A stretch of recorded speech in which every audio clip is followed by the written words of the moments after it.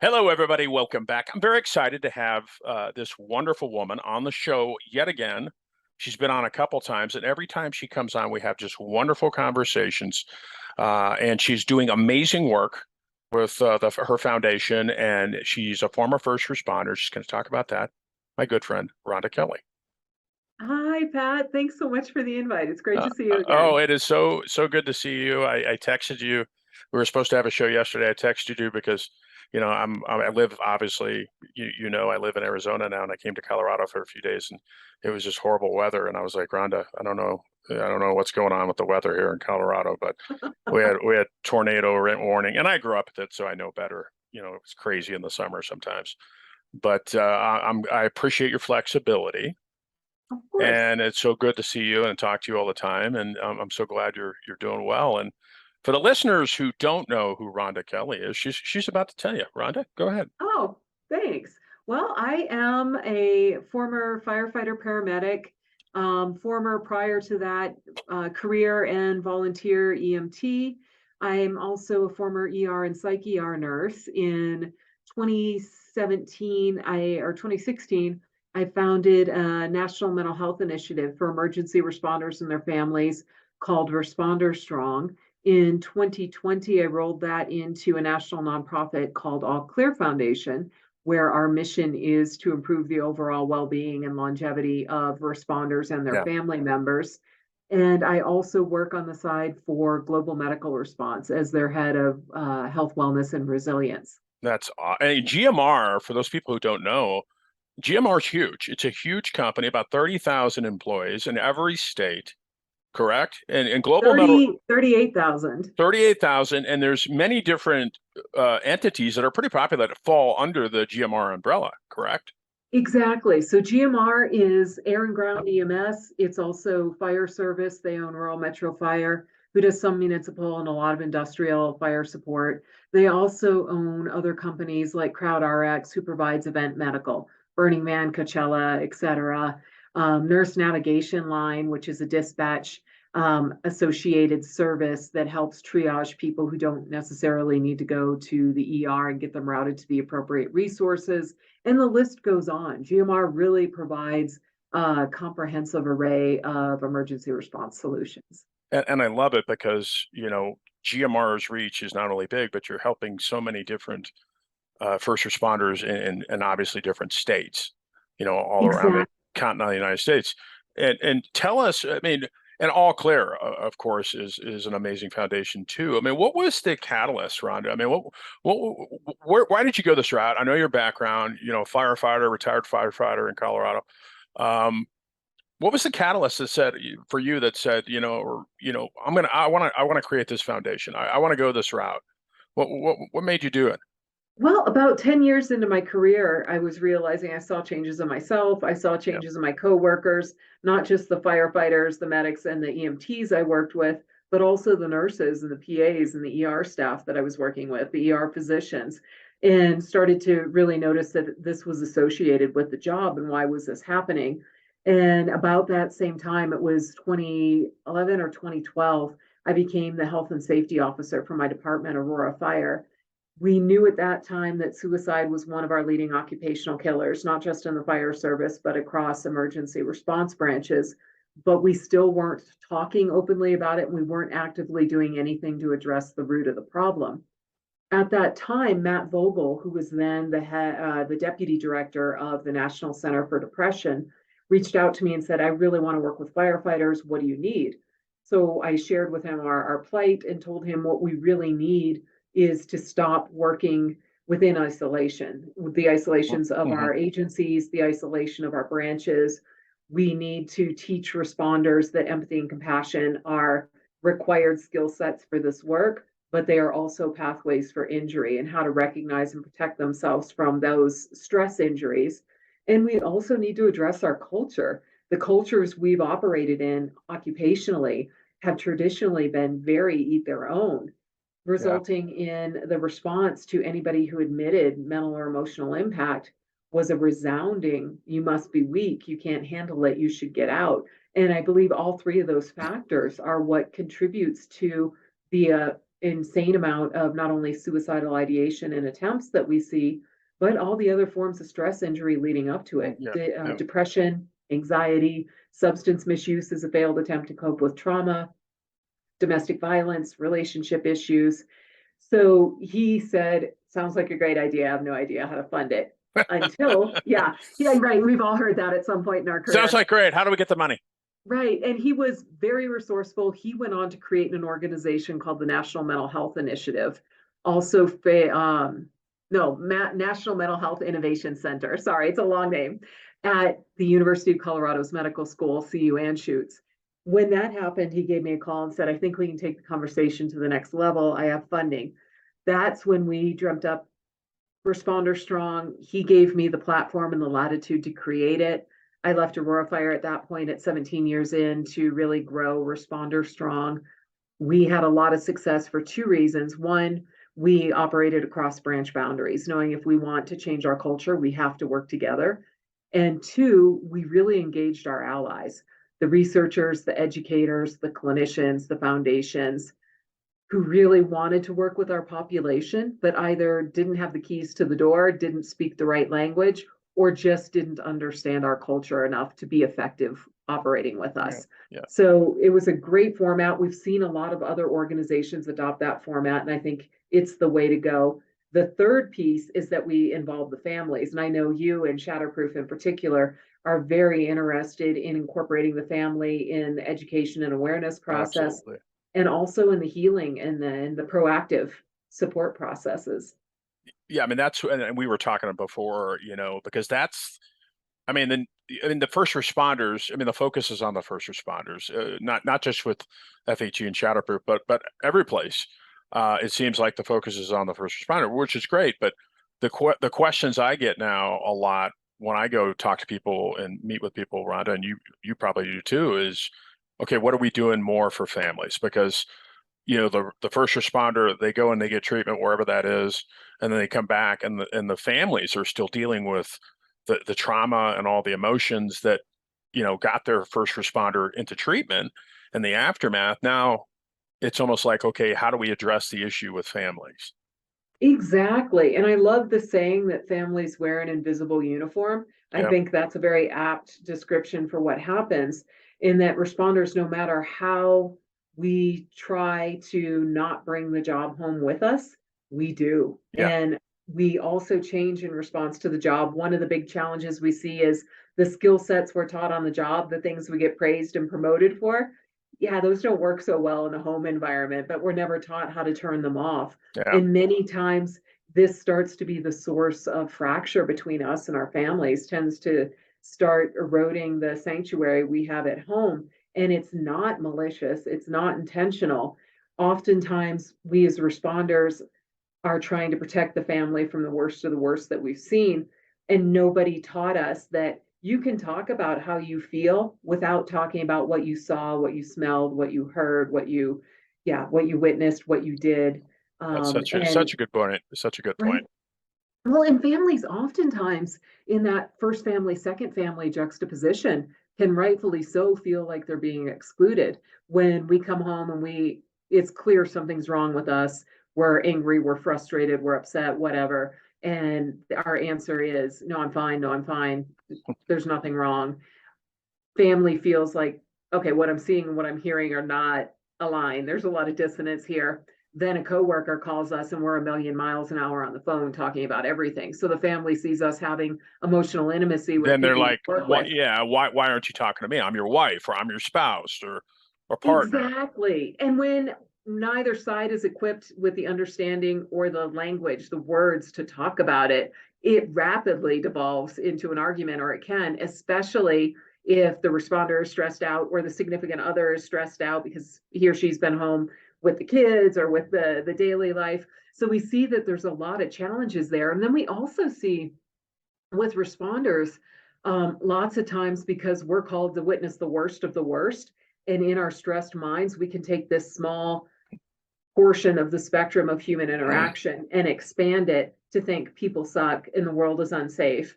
So we come home, and when our family doesn't share this perception, we can be kind of condescending with, well, you just don't get it. You don't understand. I have to protect you. And when we think we're being protective, quite often it comes across as being controlling, Yeah. rightfully so, from the other perspective.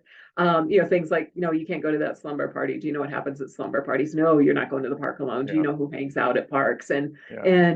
There's more things that just can really fragment the intimate relationships at home, that the family doesn't see us sees the second family, the work family, as being more privileged, to have more access to us, that we respect them more, or we engage with them more. So there's that aspect, and that's Yeah. just one of the Yeah. ways that the family can suffer as a But result of the job. but I love what you said about, and I was thinking about, like, using me for an example, because instead of talking about my feelings and not the incident or the critical incident, I never talked about my feelings. I would just isolate, which is wrong, and just kind of ignore people for a while. But I love what you said, and that's a really good point. I mean, you can engage and you can talk about, how you're feeling without getting into the specifics of what you saw. But I think that goes back into what you mentioned before. You're exactly right, that just that culture that we foster in a first responder environment. And I learned it very young in the military, and then it was carried out to law enforcement. You probably learned it in the fire service. The best thing to do is just don't say anything, Exactly. which is not sustainable, as you know. No. And many times it comes from a good intention. I don't Yeah. want to bring that crap into my home. Yeah. I don't want to burden my spouse or my significant other with it. I want to keep my kids safe. I mean, there's lots of good reasons, but to your point, that can start to narrow and narrow the space where we feel comfortable. And many times we see responders, when they're getting overwhelmed, just want to go back to work. So they're listening to the scanner, they're watching the news, they're on speed dial with coworkers, they're picking up overtime, they're doing trades, whatever, because they want to be back in this environment where they feel like the metrics for success are black and white, pass fail, the Yeah. expectations are very clearly outlined. You feel like you're contributing, you feel like you're doing something, you feel like you're around people who understand you. And when we have less capacity for complexity because we're so stressed, we tend to gravitate towards where we feel better and where we feel less challenged. Yeah. And that detracts from the family life too. And it's not just communication, which is huge. It's, okay, I'm going to come back, from a bad day at work as a first responder. I'm not going to talk, but I am going to grab a drink, and I'm going to decompress. And slowly that drink turns into one or two. Now I mean, I guess the point, this, Rhonda, and the listeners, they know too. I mean, it's got, all that stress and it's usually going to manifest somewhere else. I mean, it's going to come out somewhere else, whether excessive drinking, like it was in my case, isolation, depression. So it does help with just beginning with a conversation. I feel sad today, Rhonda. I just want you to listen. I'm not going to tell you specifics about what I had to deal with, but I feel sad. I feel depressed, and these are the reasons why. And and I think, I'm not saying that's going to cure everything, but learning how to talk better and learning how to communicate more, yeah, that's a good start. Well, and we both know that lots of times the misuse of alcohol starts with, I need to make a state change and I don't know how to. And when we don't have the words or the internal awareness, the internal seeing size up to recognize, oh, I'm feeling angry. Why am I feeling angry? It's not really anger, it's fear. And what am I afraid of? When we don't have the ability to go down that pathway, either because we're not equipped with a self-awareness or the words, or because we're just so exhausted, we can't. It's so easy to pick up that drink to get a state change chemically. Doesn't resolve anything psychologically, doesn't help us, just makes us feel better in the moment. And that's such an easy go-to. And we see that, across the board in emergency response and healthcare workers. Alcohol is not only legal, easy to access, and culturally condoned, it's culturally reinforced in Yeah. many of the response cultures. You're the odd one out if you're not drinking. It's a point of bonding, it is a point of humor, and it can be really destructive when, like any tool, it's used inappropriately. Yeah. And have you seen or heard Alcohol Minimalist podcast, Molly Watts? No. Oh my That gosh. sounds very interesting. I think you'd be very interested in it. I'll send you the information. So we interviewed her at the foundation, or talked to her at the foundation, and I really like the work she's doing to help people establish a more peaceful relationship with alcohol. And she goes into the whole why are you drinking, and takes the moral judgment out of it. She's like, it's not good or bad. Let's just talk about what you're trying to get to, why you're doing this. And then are there other things that serve you better? And I just really like the accessible way she does it. And I see she's got a huge following on, I believe she's on Apple Podcasts. She wrote a book. And I'm hearing from a lot of people that, oh, I like this because I don't feel so bad about myself. And I think that's the other thing that is common in responders, and it's driven by our culture, is that sense of shame. I should just be able to do this and perform at my best all the time without any support. We're the rescuers. I shouldn't need rescuing. And if I'm falling short of this standard I have for myself and that our culture set for us, then I should be shamed. And I don't want to tell anybody because I don't want them to see it. And the Absolutely. other, right. And the other big thing I see is in response to that, responders will beat themselves up, and this self-beration and this self-flagellation they tell themselves is taking responsibility. It's being accountable. No, it's not. You're shaming yourself. And that's Mm. going to move you further and further away from what you need. And that's one of the things I liked about Alcohol Minimalist. And she's good about saying, if you are in the throes of addiction, if you are struggling with physical addiction, this isn't the right program for you. If you are misusing alcohol or other substances, let's have a Yeah, conversation. to cope, Yes, exactly. to cope, or to take the, the whatever stress off temporarily. Yeah, I'll have to check them out. Thank you for that. Her Yeah. out and their podcast. I mean, I'd love to have her on if I can Oh get yeah, her on. she's great. I think you guys would have an amazing conversation.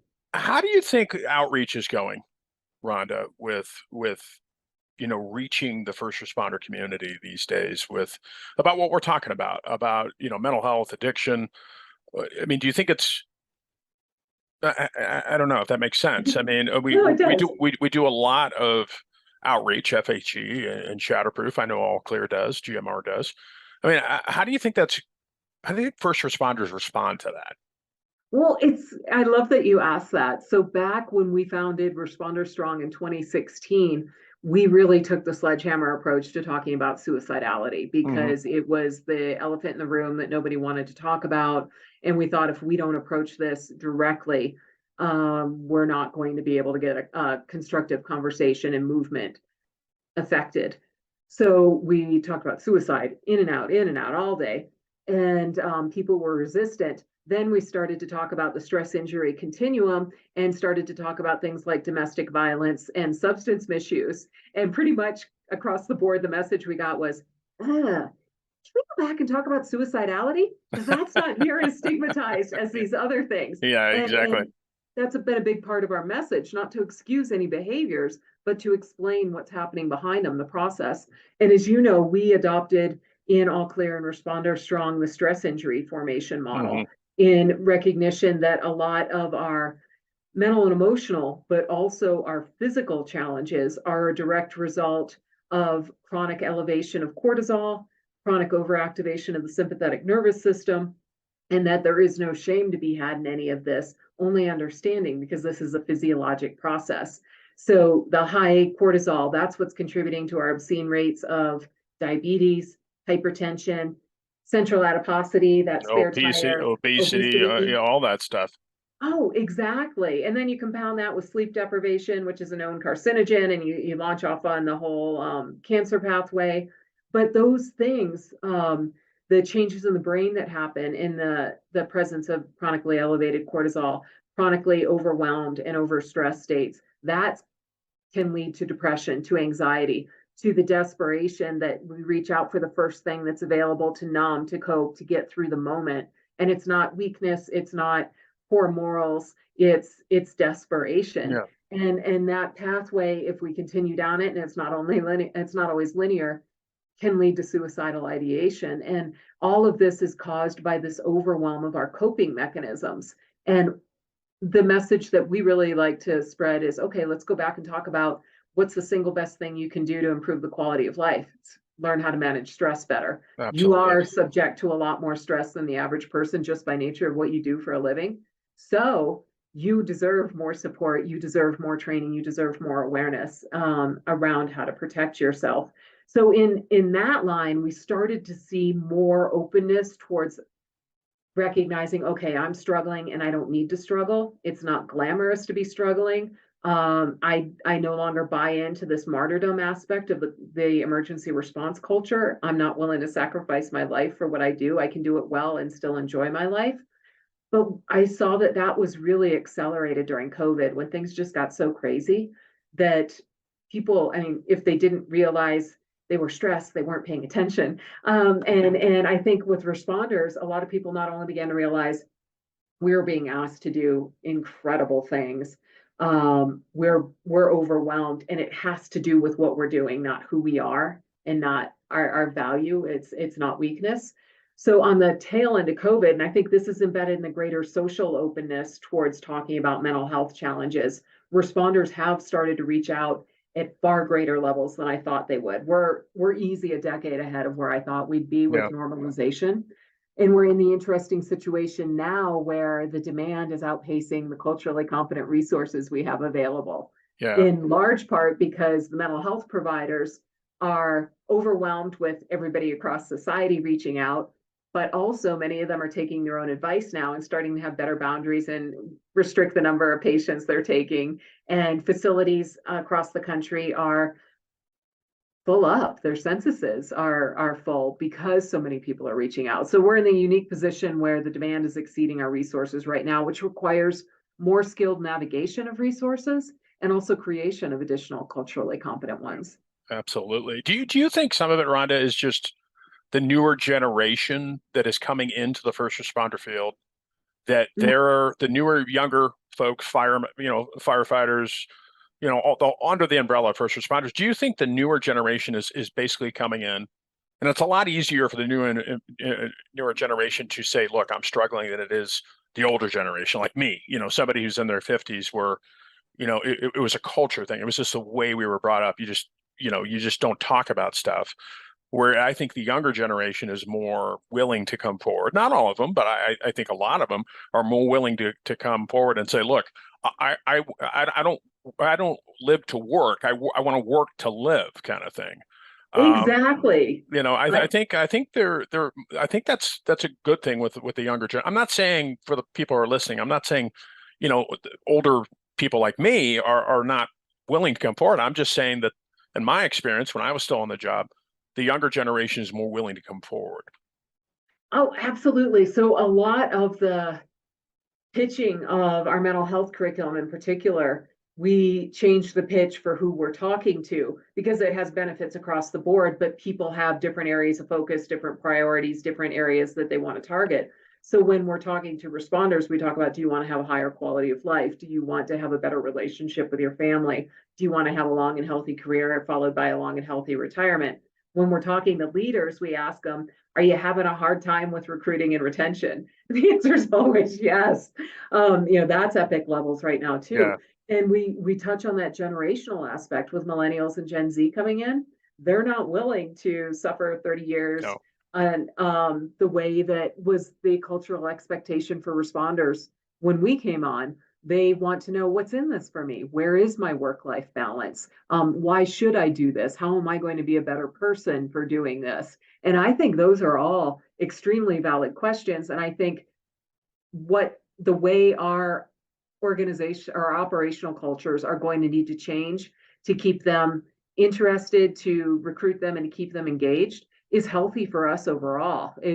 They're going to demand some of the changes that we've been very, very slow to make. And I think, to your point, we see with incumbents, with responders who've been in 5, 10, 20, 30 years, there is an increasing awareness. And I do believe the destigmatization is rooted in awareness. Oh, this is because of the job, and I'm having a very normal human reaction to some pretty abnormal experiences Yeah, and absolutely. exposures. And I think it's a good thing. No, I think it's a wonderful thing. I do think that, and you know this, Rhonda, and the listeners probably do too. I mean, every organization's different with their cultures. I think some organizations are better than others.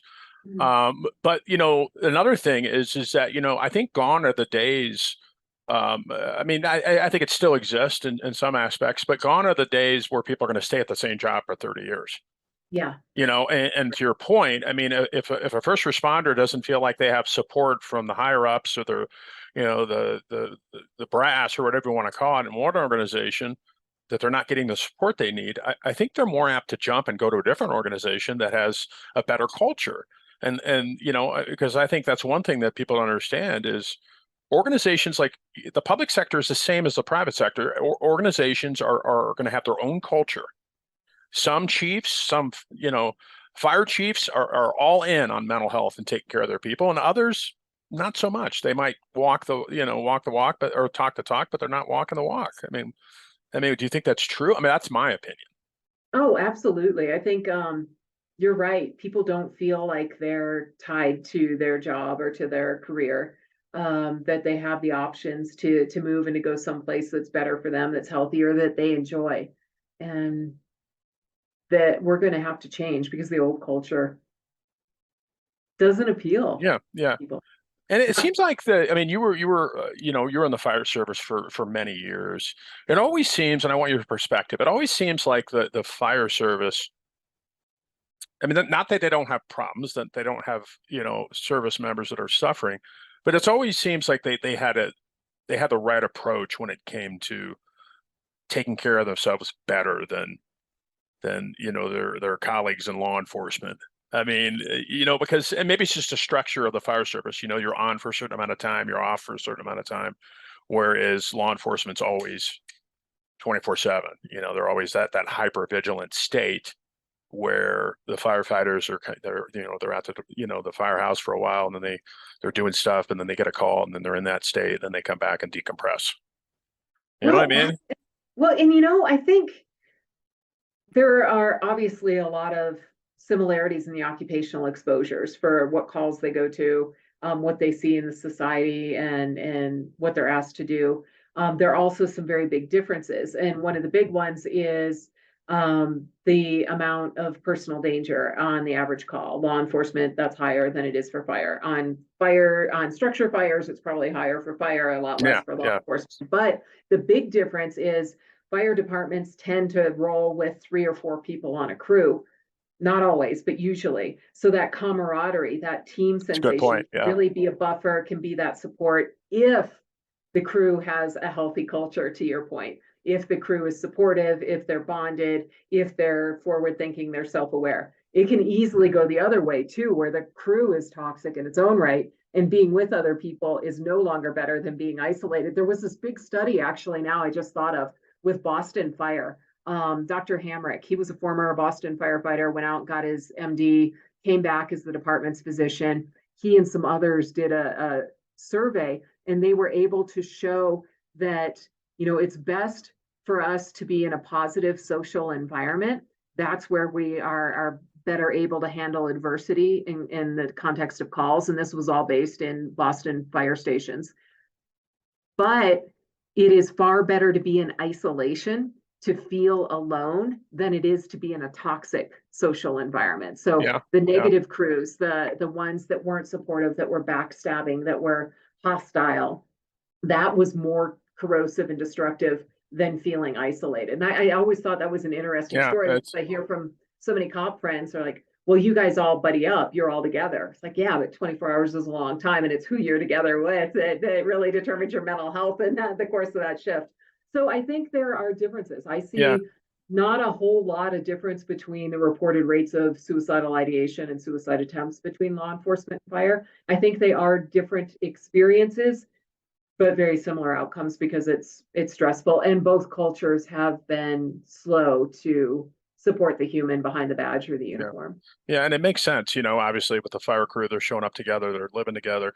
Whereas most agencies now in law enforcement, they're single man cars.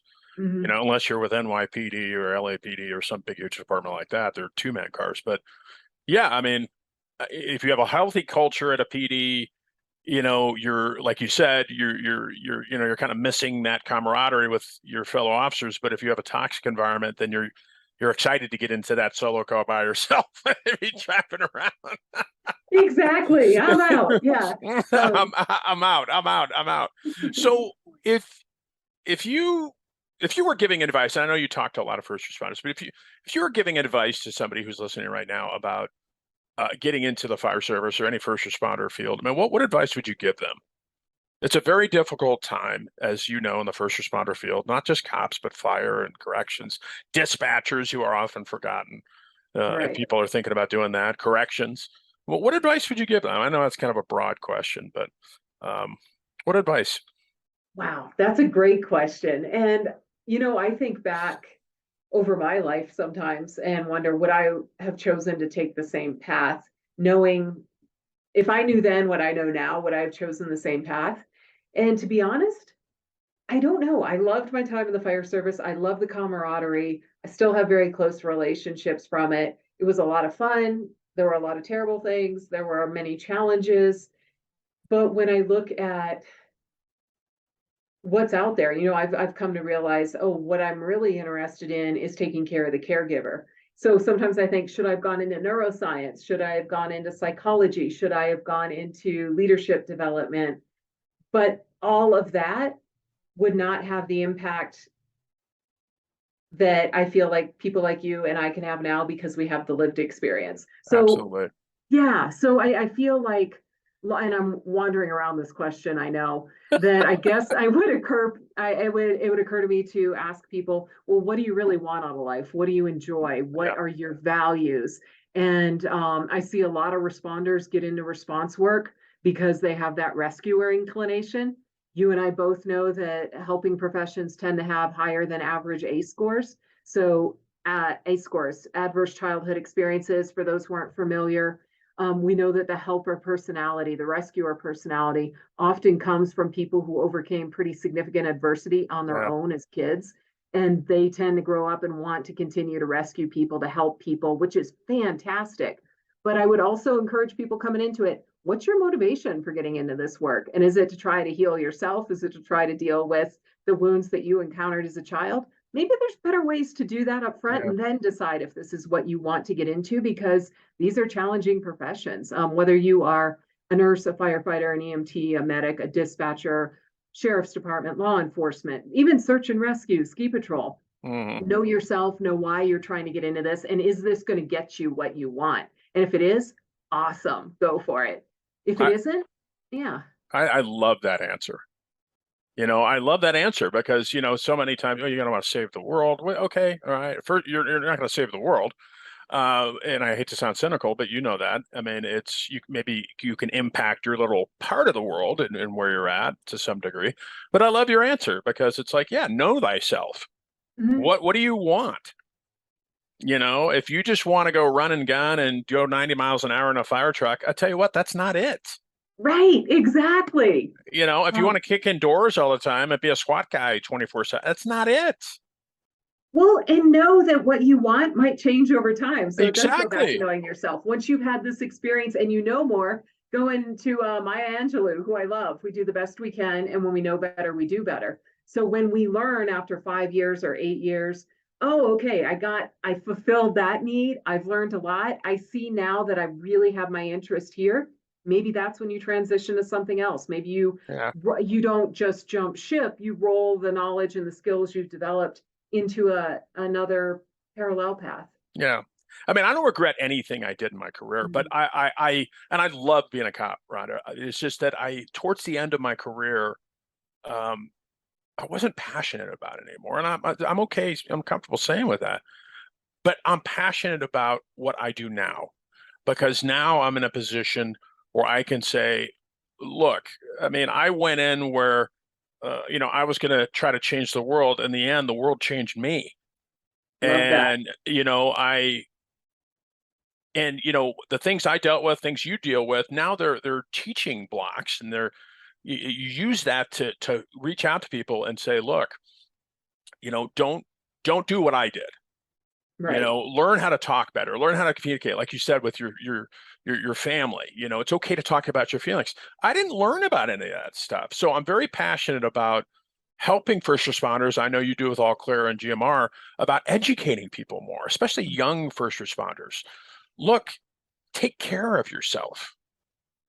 All right. This is not, I understand it's your world right now. You live it and breathe it, but you have another life after your life now.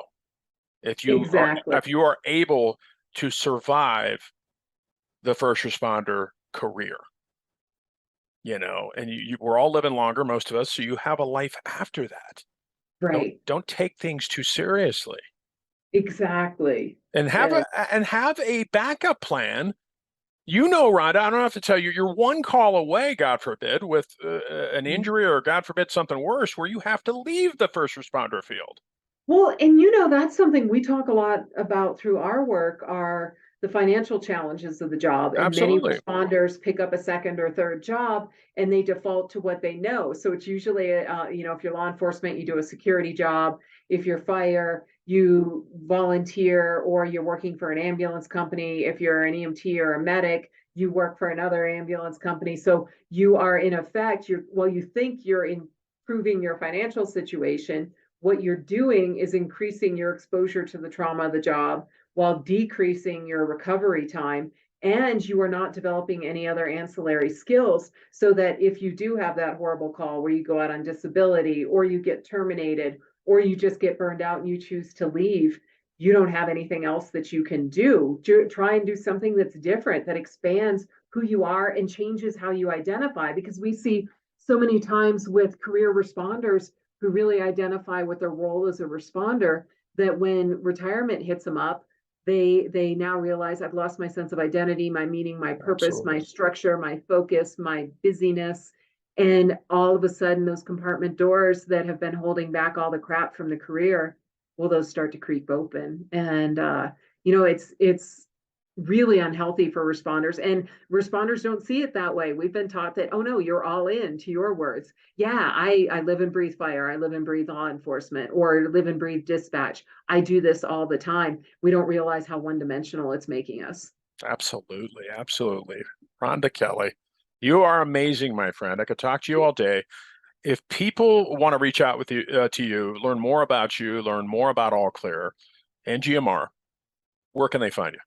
Oh, fantastic. So GMR, I forgot to mention this, founded All Clear. So I was really impressed with the leadership at GMR, recognizing that responders have needs outside the profession.